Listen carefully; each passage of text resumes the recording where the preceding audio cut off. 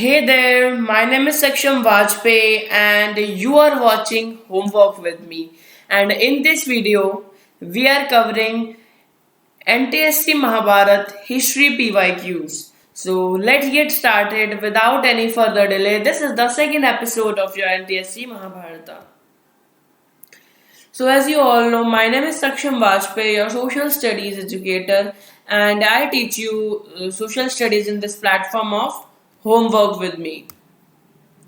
So do follow us and do subscribe to the channel so you won't miss any update regarding the 9th and 10th study material. Question number first, Mahatma Gandhi's Dandi March was associated with. Mahatma Gandhi ji ने जो डांडी मार्च किया था वो किस किस movement से associated था? Option number A quit India movement, option number two individual Satyagraha movement, option number three NCM यानी non cooperation movement, and option number fourth civil disobedience movement.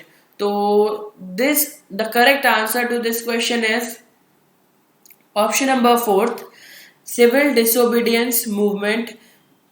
NCM में क्या हुआ था? You have to tell me in the comment section below. And quit India movement is not in your syllabus, सो वो तो पहले ही eliminate हो जाता है. तो एनसीएम में क्या हुआ था? You have to tell me in the comment section below. NCM से क्या कोई भी एक आपको मूवमेंट बता देना. जो एनसीएम तो इतना ही बड़ा हुआ था, वाइड स्प्रेड मूवमेंट था, तो उससे एक बार आपको बताना है कि क्या हुआ था.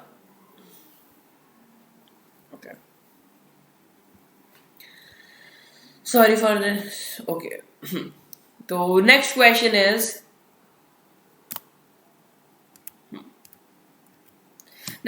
is the Lahore session was famous for. The Lahore Congress session, जो लाहौर का कांग्रेस सेशन हुआ था वो किस चीज के लिए फेमस था? Option number A local self government, option number to complete independence, option number three fundamental rights, and option number four constitution assembly. तो अगर हम लाहौर सेशन की बात करें तो वहां पूर्ण स्वराज की बात की गई थी. Swaraj in the sense of independence, Purna in the sense of complete. तो the answer to this question is complete independence. Who read the inscription on pillar of Emperor Ashoka? अब मैंने आपको बोला था कि अशोक यानी कि जो medieval history of the period, तो मतलब जो अशोक का मैंने जब आपको मोस्ट इंपॉर्टेंट टॉपिक से जब मैंने सिलेबस आपको बताया था तब बोला था अशोक जो है वो किसी किसी स्टेट में इंपॉर्टेंट है. जैसे कि बिहार में बहुत इंपॉर्टेंट है, एमपी में बहुत इंपॉर्टेंट है. तो जो अशोक है, अब वो क्वेश्चन उसका आ गया है, तो हम पूछा गया है कि जो पिलर्स पे जो इंस्क्रिप्शंस लिखवाए थे अशोक का नेम, उसको किसने पढ़ा था? Option number A James Prinsep, option number two William Jones, option number three DD Kosambi, your option number four Ferguson. So the correct answer to this question is James Prinsep, option number A. याद करने वाला question है, no theory behind it. Great bath in Harappa civilization was situated in. Harappa civilization मैंने आपको बताया था कि IUBC, Indus valley civilization is associated with Harappa civilization, and in that मैंने आपको बताया था कि this IUBC civilization is very much important in context of few states such as कभी कभार दिल्ली में भी पूछ लिया जाता है. ये क्वेश्चन तो दिल्ली में से ही उठाया मैंने. यूपी का भी एक क्वेश्चन था, मैंने जब देखा था तो यूपी में भी पूछ लिया जाता है आईबीसी से रिलेटेड. मैंने चाहता क्योंकि पेपर देखे नहीं, मैंने एमपी का पेपर देखा है, दिल्ली का देखा है, यूपी का देखा है और बिहार का देखा है, और मैंने ज़्यादा और हाँ राजस्थान का देखा है. तो राजस्थान में तो आईबीसी से रिलेटेड इतना कुछ पूछा नहीं था, मैंने एक पेपर देखा है. The correct answer is Mohenjodaro, क्योंकि हड़प्पा सिविलाइजेशन मोहनजोदाड़ो से जो है उससे रेलेवेंस ज़्यादा शो करती है. Din Ilahi a new religion was introduced by. Din Ilahi एक धर्म चलाया गया था किसके द्वारा? दीन इलाही दिल्ली के स्टेट वाले बच्चों के लिए बहुत इंपॉर्टेंट है ये. Students who live in Delhi, जो दिल्ली के स्टेट से बिलोंग करते हैं, क्योंकि ये जो मुगल एम्पायर है ना, ये दिल्ली में बहुत, दिल्ली सल्तनत का बहुत आता है. तो दिल्ली के स्टूडेंट्स को ये सब चीज़ें तो याद रखनी है कि मुगल पूरा डायनेस्टी आपको याद करनी है, खिलजी डायनेस्टी भी याद करनी है. सो जहांगीर ने चलाया था, अकबर ने चलाया था, बाबर ने चलाया था कि शेर शाह ने चलाया था? करेक्ट आंसर है अकबर ने चलाया था। और इस धर्म को मैं आपको एक एक्स्ट्रा प्रो टिप में बता देता हूँ कि इस धर्म को सिर्फ एक इंसान ने अपनाया था, बीरबल ने। अकबर ने चलाया था ये धर्म और उसने खुद को एक एक उपाधि दी थी इस दीन इलाही धर्म में। उसने उसने खुद को इलाही उसको उसने खुद को एक उपाधि दी थी, उस उपाधि का नाम था जिल्ले इलाही। जिल्ले इलाही, जैसे दीन इलाही है वैसे ही जिल्ले इलाही है। सो या मैंने आपको एक प्रो टिप दे दी, मतलब एक एक्स्ट्रा पॉइंट बता दिया। In the First World War, which country was not indulged in allied parts? Allied और central parts के बीच में जब लड़ाई हुई थी तो इनमें से कौन सी countries is not indulged with it?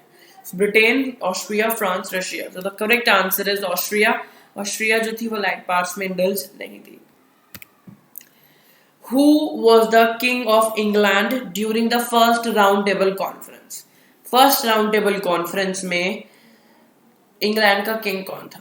Option number है Edward seven, George fourth, George fifth या जेम्स सेकेंड। याद करने का क्वेश्चन है, no theory behind that. The correct answer is George fifth. अब next question, what was Barbarossa operation? This is important, बहुत ज़्यादा important है ये दिल्ली स्टूडेंट्स के लिए, क्योंकि मैंने इस टॉपिक में से दिल्ली वाले बच्चों के लिए बहुत ज़्यादा देखा कि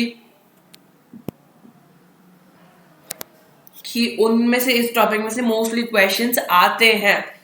option number A, it was plan to stop world war second या world war two. Option number two, name of the German invention of Russia during world war second. Option number three, name of the treaty between Germany and Russia, secret meeting of Central Force. The correct answer is name of German invention of Russia during Second World War. World War Second, whatever it is. Who was the king? ये तो हो गया था ना, मैंने एक question दो बार डाल दिया क्या गलती से? सॉरी, कोई नहीं, इसको स्किप करते हैं। Next question, who was Confucius? Who was Confucius? Option number A, Chinese philosopher. Option number second, king of Tibet. Option number three, religious leader of Japan or disciple of Dalai Lama. A Chinese philosopher, king of Tibet, religious leader of Japan, a disciple of Dalai Lama. So correct answer is a Chinese philosopher. याद करने का question है। So yeah, these are some most important PYQs of few states. मैंने इसमें कोई भी particular state नहीं लिया क्योंकि मैंने हर स्टेट का, कुछ मैंने एमपी से उठाए, कुछ राजस्थान के उठाए, बिहार से उठाए। जैसे वो अशोका वाला क्वेश्चन मैंने बिहार में देखा था, और दिल्ली सल्तनत के क्वेश्चन मैंने दिल्ली में देखे थे। सो yeah, these are some PYQs. So if you found this video a little bit helpful, do like, share and subscribe to the channel. Thank you, and do let me know if you have any doubt. Thank you so much.